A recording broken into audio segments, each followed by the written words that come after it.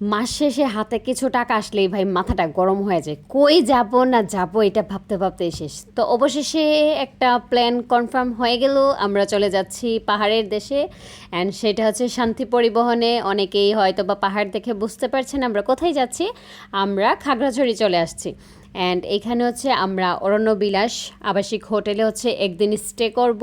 And হচ্ছে খাগড়াছড়ি যতগুলো place আছে মোটামুটি একদিনেই সবগুলো একটু ঘোরার চেষ্টা করব আর কি। অরণ্যবিলাস রিসোর্টের রুমগুলো ছিল 2,000 করে মনে হয়। এগুলো হচ্ছে আসলে ভেরি করে যে আপনি কখন যাচ্ছেন, 1,500-2,000 এমনকি 3,000ও আছে। তো আমরা হচ্ছে 3টা রুম নিয়েছি আমাদের জন্য। আমরা এখানে হচ্ছে খাগড়াছড়ি একদিন থাকবো অ্যান্ড গাড়ি দিয়ে প্রত্যেকটা প্লেস ঘুরবো। অনেকেই হচ্ছে সকালে যায়, দেন ওই দিক থেকে সাজেক, আবার সাজেক থেকে ব্যাক করে। আমরা এত ঝামেলা চাচ্ছি না, আমরা হচ্ছে শান্তিতে খাগড়াছড়ির সবগুলো প্লেস একদিন ঘুরবো, দেন হচ্ছে আমরা সাজেক যাব। তো খাগড়াছড়ির প্রথম প্লেসে আমাদের ছিল হচ্ছে হর্টিকালচার পার্ক।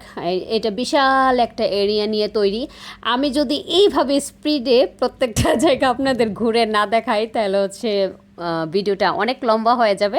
সেই জন্য হচ্ছে আমি একটু স্পিডেই মোবাইলটা ঘুরাই, আপনারা কিছু মনে করবেন না। এখানে হচ্ছে তাদের খুব সুন্দর একটা জায়গা। অ্যান্ড আমি আমার হাজব্যান্ডকে বললাম তুমি একটু ফোনটা ধরো, আমার একটু দেখাও। আমার প্রায় প্রত্যেকটা ভিডিওতেই মানে আমি সব কিছু দেখাই, আমার আর দেখা যায় না। তো হচ্ছে সেই জন্য বললাম তুমি একটু ফোনটা ধরো, আমি একটু ঘুরি, তুমি ভিডিও করো। তো আমরা হচ্ছে ঘুরতেছি। এখানে হচ্ছে তাদের ঝুলন্ত ব্রিজ আছে অ্যান্ড আরও অনেক সুন্দর সুন্দর একদম ন্যাচারাল, মানে আপনি চাইলে দুপুর থেকে সন্ধ্যা পর্যন্ত শুধু এখানেই কাটাতে পারবেন। কিন্তু আমাদের অনেকগুলো প্লেস ঘুরতে হবে, সেই জন্য আমরা একটা জায়গায় থাকতে পারবো না। এটা হচ্ছে ঝুলন্ত ব্রিজ, যেখানে ওঠার পরে সবাই দুষ্টামি শুরু করছে অ্যান্ড আমার আম্মু হচ্ছে ভয় পায় এখানে। তো আমার হাজব্যান্ড বললো মা চলেন আমি নিয়ে যাই আপনাকে। আর দেখেন সামনে তারা মামে ঘুরতেছে। তো ঝুলন্ত ব্রিজ দেখলাম আমরা, এখানে ছবি তুললাম। আর এখানে আরও অনেক সুন্দর সুন্দর প্লেস আছে।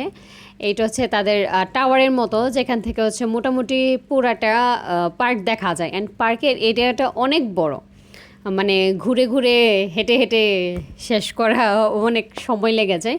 তো আমরা একটু তাড়াহুড়া করছিলাম অ্যান্ড টুকটাক খাওয়ার ব্যবস্থা আছে। অ্যান্ড এই জায়গাটার মধ্যে হচ্ছে আপনার খাঁটি গরুর দুধ দিয়ে হাতে তৈরি মিষ্টি পাওয়া যায়। তো আমরা ভাবলাম আমরা টায়ার্ড হয়ে গেছি, মিষ্টি খাই।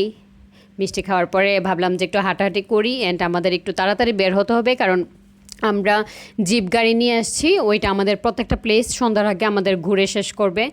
আর আমাদের জিপ গাড়ি 2টা ছিল, একটা হচ্ছে খাগড়াছড়ি ঘোরার জন্য আর একটা হচ্ছে আমাদের সাজেক নিয়ে যাবে, ওই দিক থেকে নিয়ে আসবে। টোটাল আমরা একটা অ্যামাউন্ট হচ্ছে 10,000-12,000 টাকার মতো আমরা কনফার্ম করেছিলাম।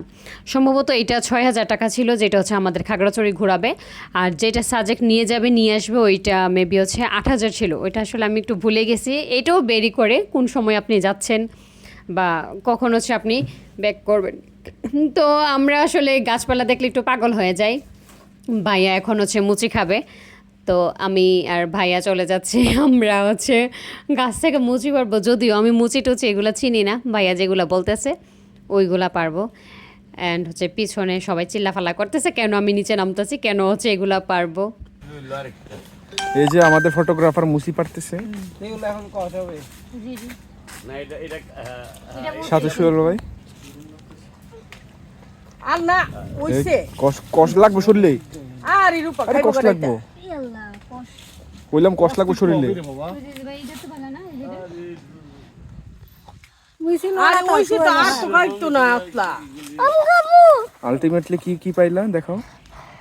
আমি রাদিয়া দাঁড়াও, তুমি তো খাইতে পারবা না, দাঁড়াও। লবণ লাগবে। খাবো না। যাই হোক মুচি টুচি এগুলো পাড়া শেষ। কিসের খাবো কিসের কি, ভাইয়া কয়েকটা খাবে, ও আমিও খাবো লবণ মরিচ যদি পাই তাইলে। অ্যান্ড তাদের এখানে অনেক গাছপালা ছিল, বাগান বিলাসী আপনার অনেক ধরনের। প্লাস হচ্ছে লেক ছিল, বাচ্চাদের জন্য আলাদা খেলার একটা জোন ছিল।